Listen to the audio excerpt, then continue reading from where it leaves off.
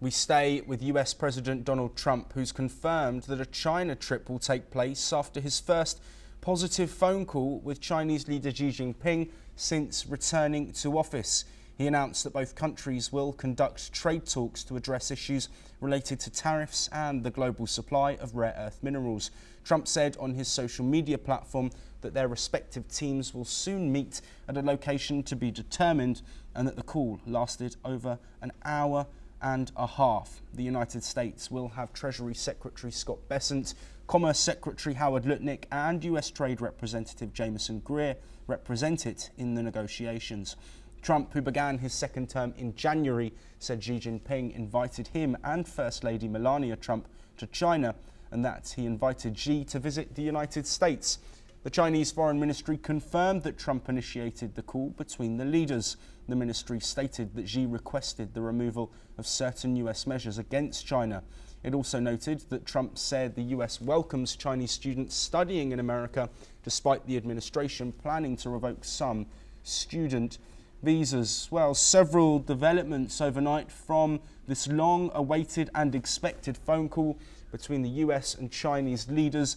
Joining us to discuss all of the ramifications is Rabinder Sachdev, a foreign affairs expert. Rabinder, thank you ever so much for being here with us. Let's first look at this phone call itself. Of course, this in the midst of strained relations between China and the United States. How significant is this to geopolitics? Thank you so much. A pleasure to be with you and your audiences. No, certainly it is. Very important to the global audiences, let's say, but more important equally to the people in the United States and to the people in China, right? Because these are the two principles involved. The two nations, as you said, are sparring with each other. Now, coming to the call, it said the call was about an hour and some 20-30 minutes. I would remind our viewers that typically there are interpreters used, right? She would probably be speaking in Chinese and so some good amount of time would have gone into the interpreting time also. So it's not that for 90 minutes both of them are going back and forth, etc. So let's give some allowance for the interpreters also, maybe 30% of the time. Anyway, now that said, yes, it seems both sides raised complaints also. Trump raised the complaint that China was restricting the supply of the rare earth minerals and magnets and such.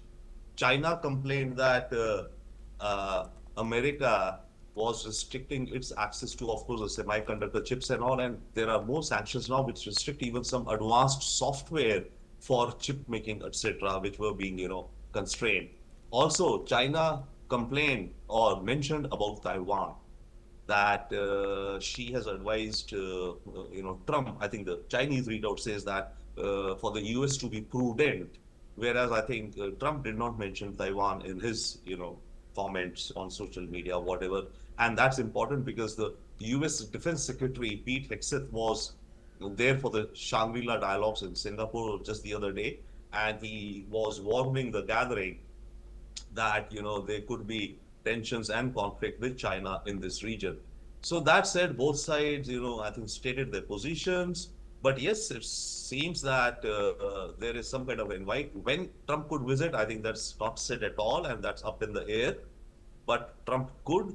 But before that, there has to be some equilibrium to be reached between China and the US. And what that equilibrium point would be, what percentage tariffs of one against the other has to be seen. But still, in a systemic approach, if we see in the long term, the hurdles, or let's say the obstacles to trade between the two will remain and will grow even more. America has decided it doesn't want China to get overall leadership in technology. So America will keep on, pulling back or restricting. Already it has restricted hugely, supply and sales of semiconductors and software and hardware, not only from America, from Holland also, the ASML huge machine, which is the only one manufactured in Japan. So that would remain, but these two would reach some kind of a equilibrium to have a working relationship.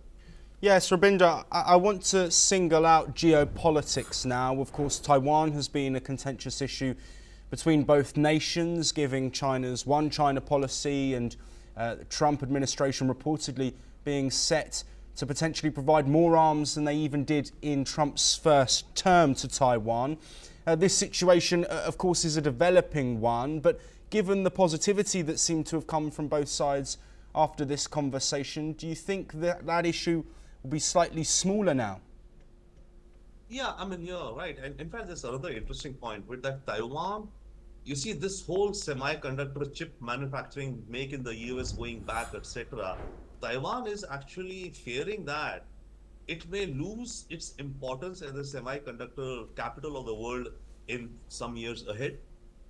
And as of now, the only insurance which Taiwan has in a way is the fact is the semiconductor conductor factory of the world, right? That's why there is so much interest in making sure that Taiwan doesn't get, like uh, flattened out. Now, if Taiwan's manufacturing of semiconductor chips and all, TSMC, by the way, has already committed $100 billion. They had a project of 60 billion during Biden. I think they've now raised to 100 billion. So if high-end chips start being made in the US, if the US succeeds in that, then exactly to your point, the importance or the relevance or the criticality of Taiwan would further reduce.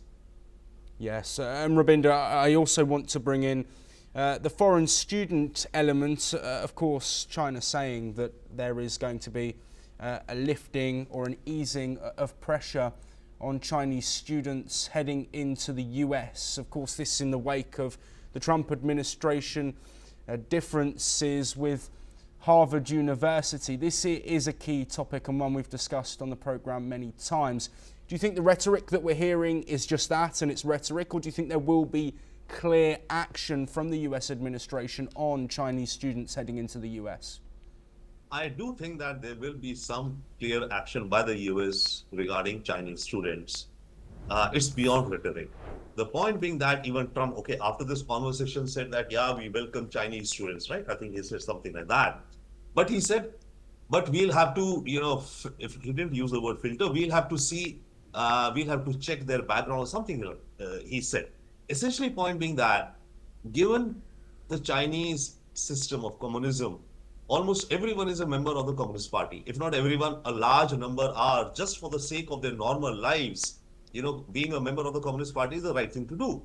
So many of these students who are coming into the US are members of the Chinese Communist Party. Maybe not many of them were active or very active in the party, but they were, let's say, registered members of the party. So if the US wants to filter out students with connections to the party, then in any case, several Chinese students would face the axe.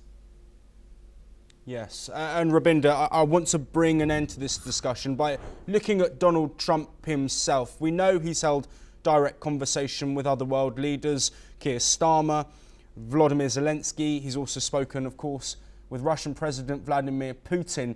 Trump, as we know, flip-flops. There is threats, then there's conversations. There's a warming, ties warm, and then they get colder.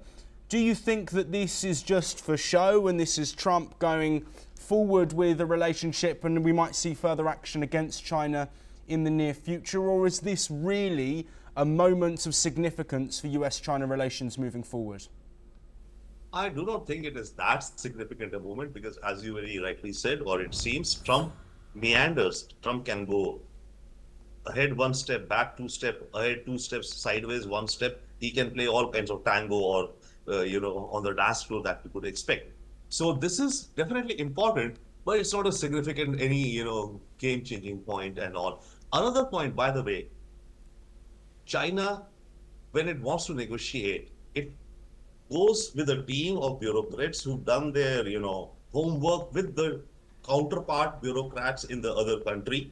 And then when both countries' teams have come to a common understanding, it is then when Xi steps up, and actually many leaders. In the case of Trump in the US, what's happening, and that's why I think many leaders are kind of stumbling when dealing with Trump. Trump wants to deal himself. So a world leader who wants to have a meeting or there has to be a summit between Trump and the leader, Trump says, come, we'll sit, we'll discuss, I will discuss. Whereas the other leader, let's say Xi, he would not come to a meeting unless his subordinates have, done the homework and they've come to a point, okay, these would be the talks which will be held by the other party, everything choreographed, and now you go into the meeting, right? That's how most world leaders operate. That the groundwork, homework has been done by the teams of both the leaders. The leaders meet to finalize, cross the T's, dot the I's. But here, Trump has a different approach to negotiating. He says and feels that, okay, you, Mr. Xi Jinping, come, we'll sit down and we'll talk. That's where the problem is. Rabinder Sachdev, thank you ever so much for providing insight there. We will, of course, look ahead to a potential visit from Trump or Xi to the respective other country, and those trade negotiations, of course, will continue. But we now move to Europe. In the latest development, the Russian Defence Ministry